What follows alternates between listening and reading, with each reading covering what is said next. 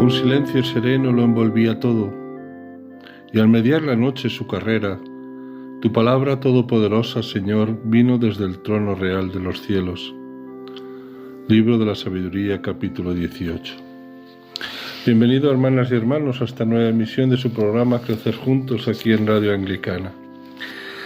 Vamos a seguir con Lucas, el evangelista de la ternura de Dios, y vamos a ver en este programa cómo plasma Lucas la persona de Jesús, cómo se nos muestra la persona de Jesús en el Evangelio de Lucas. Pues bien, hermanas y hermanos, cada uno de los 4 evangelistas tiene un modo peculiar de presentar a Jesús. Mateo nos lo muestra como el Mesías prometido en el Antiguo Testamento. Marcos, en el principio y el final de su texto, nos lo describe como Hijo de Dios. Juan, en el poético prólogo de su obra, nos lo presenta diciendo que es la palabra. Durante este tiempo de Navidad lo hemos contemplado. Y Lucas nos muestra a Jesús como el Señor. El término aparece en todo el texto lucano, desde los relatos de la infancia, en el capítulo 2, versículos 10 y 11, hasta las narraciones de las apariciones, capítulo 24, versículos del 3 al 34. Pero, hermanas y hermanos, ¿qué sentido tiene llamar a Jesús el Señor? Pues bien, los habitantes de la provincia de Acaya buscaban la salvación en el servilismo dirigido a los pequeños señores que gobernaban aquel pobre y perdido territorio del sur de Grecia. Cada vez aumentaban su desesperanza y su certeza en la imposibilidad de salir del creciente desaliento. Lucas les dirá que Cristo es el verdadero Señor, el único en quien vale la pena creer, el único que salva, el único que en la situación desesperada de sus vidas puede dar sentido a su existencia. Jesús es el Señor que salva y libera. Aparece aquí un segundo aspecto de Jesús. Él es el Salvador. En todo el Evangelio se observa la salvación que Jesús ha venido a otorgarnos. Jesús es el Señor que salva. Pero su salvación no se realiza desde el poder ni desde el tener, ni tampoco desde la apariencia deslumbrante. Jesús es el Señor que salva, actuando desde la misericordia y la ternura con los pobres y los desvalidos. El Dios misericordioso ha sido considerado como el tema fundamental en este tercer evangelio.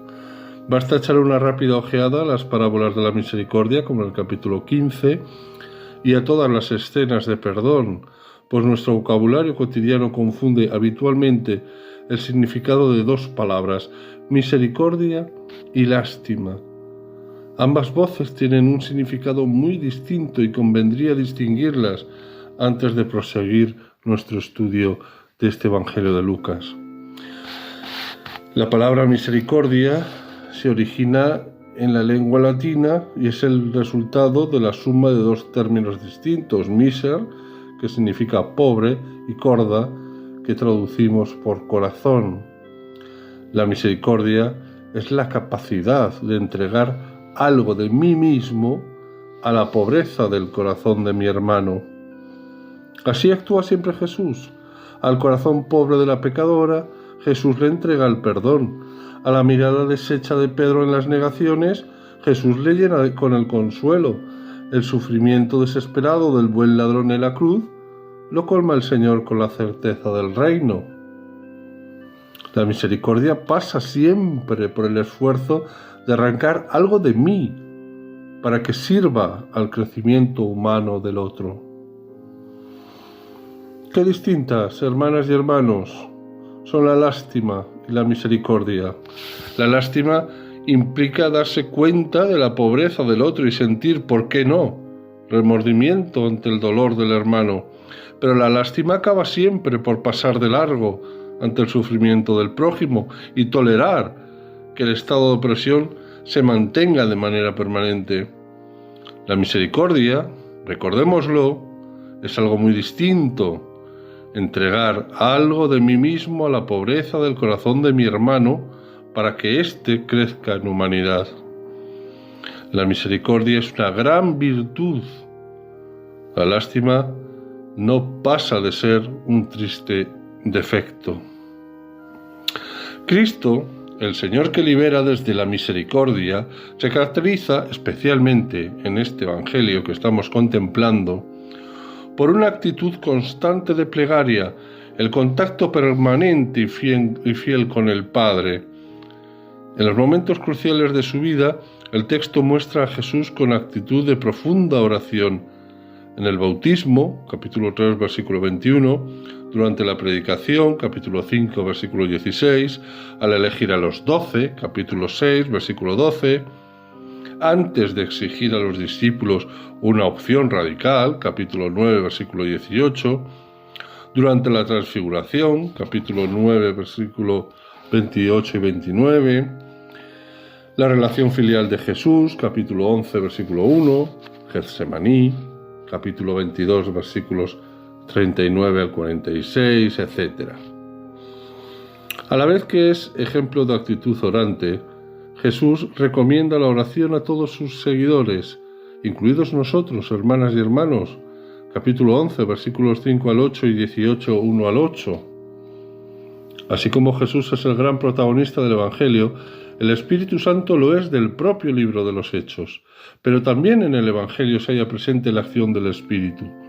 Destaca la relación del Espíritu con la persona de Jesús, en el capítulo 4, en el capítulo 10, versículo 21, y también con la comunidad creyente, capítulo 1, versículos 15, 41, 67, capítulo 2, versículos del 25 al 27, capítulo 3, versículo 16, capítulo 11, versículo 13.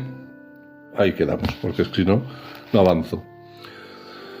Pero ¿cuáles son las actitudes para poder comprender desde la fe el Evangelio de la misericordia de Dios? Pues mira, hermanos y hermanas, la razón nos mueve a buscar la verdad, pero quien realmente la encuentra es el corazón. El Evangelio necesita ser comprendido y vivido desde la fe. La actitud de fe es la que nos permite experimentar a Jesús como el Señor que actúa en nuestra vida desde la misericordia y nos permite conocerle a través de la plegaria constante. Los evangelios están poblados de personajes que son ejemplos para la comprensión de la salvación que Jesús nos otorga.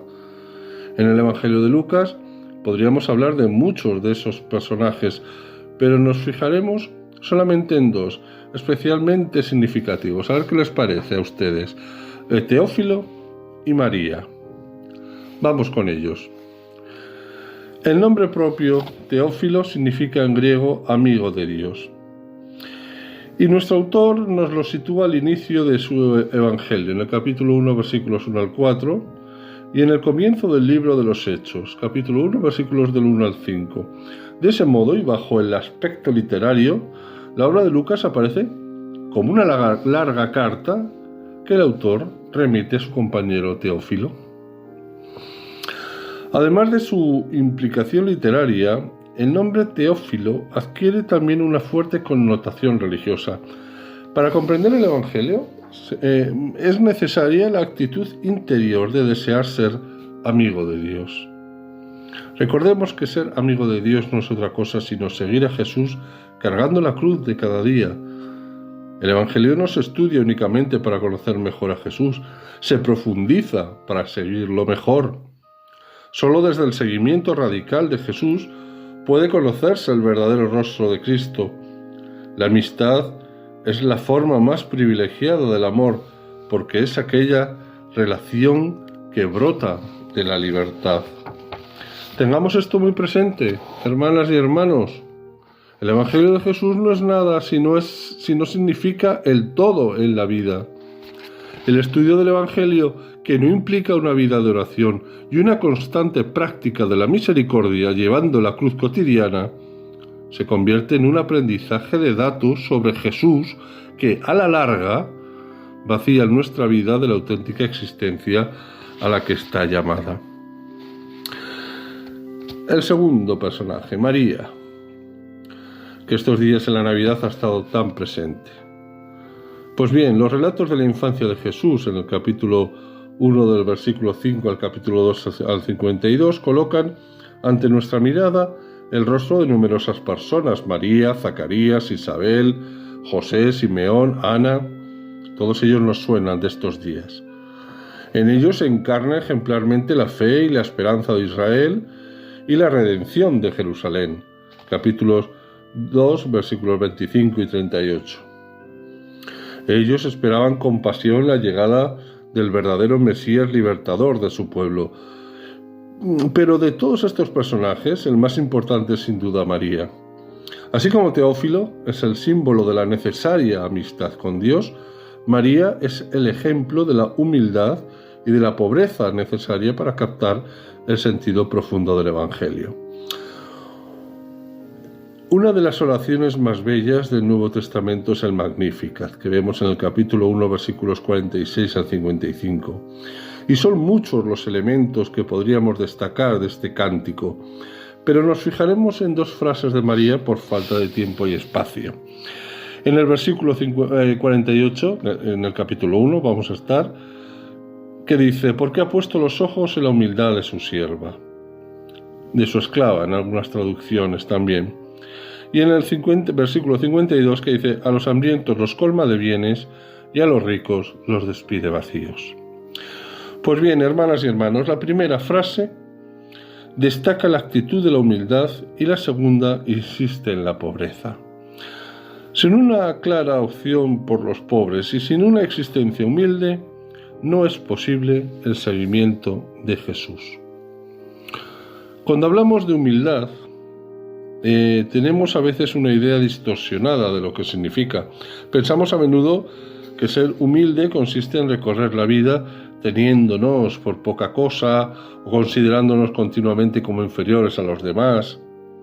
Eso es una actitud paralizante que nos impide crecer en humanidad, porque perdemos la vida comparándonos con los demás. No es verdad que seamos nada.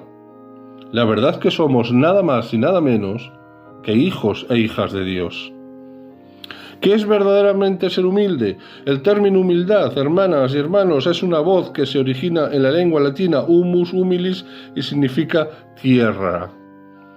Humilde es aquella persona que está sobre la tierra, que está con los pies en el suelo, es decir, es humilde aquel que sabe mirarse a sí mismo, a los demás y a las cosas como realmente son y no como le gustaría a él que fueran.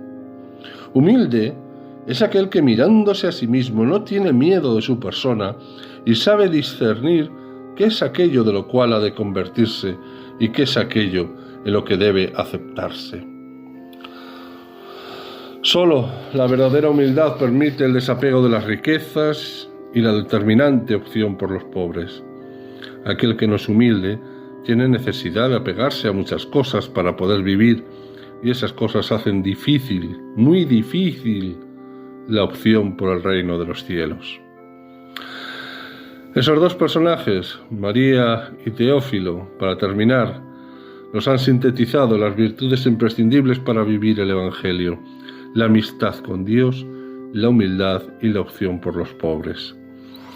Sin estas tres actitudes, el Evangelio deja de ser buena nueva y se convierte en una obra más de las que se editaron en el siglo I, referida a un destacado personaje histórico, una crónica.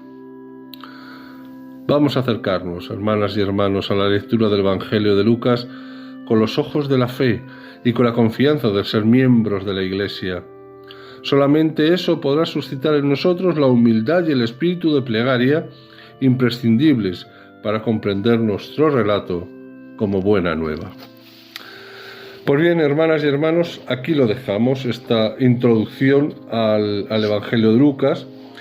Nos vamos a introducir, si Dios quiere, el programa que viene de pleno ya en el Dios de la Misericordia, en ese rostro de Dios de la Misericordia, y para ello, ay majos, tenemos que empezar a poner deberes.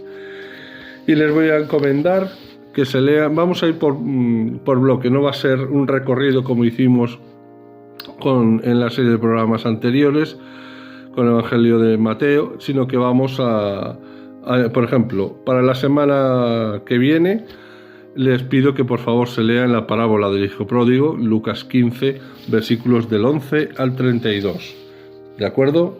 Parábola del Hijo Pródigo para la semana que viene, Lucas 15, versículos del 11 al 32. Y me voy de tiempo, así que me despido, que queda aquí para ustedes el presbítero Francisco Javier Izquierdo, de la Comunidad Apostólica Fronteras Abiertas, que peregrina en Zaragoza, España, y les pido que, como cada día, se unan conmigo en esta oración. Dios Todopoderoso y Eterno, luz de los que en ti creen, que la tierra se llene de tu gloria y que te reconozcan los pueblos por el esplendor de tu luz. Por Jesucristo nuestro Señor. Amén. Pues bien, solo me queda, hermanas y hermanos, en convocarles para la próxima emisión de este su programa, Crecer Juntos, aquí en Radio Anglicana. Y no olviden que todo es gracia.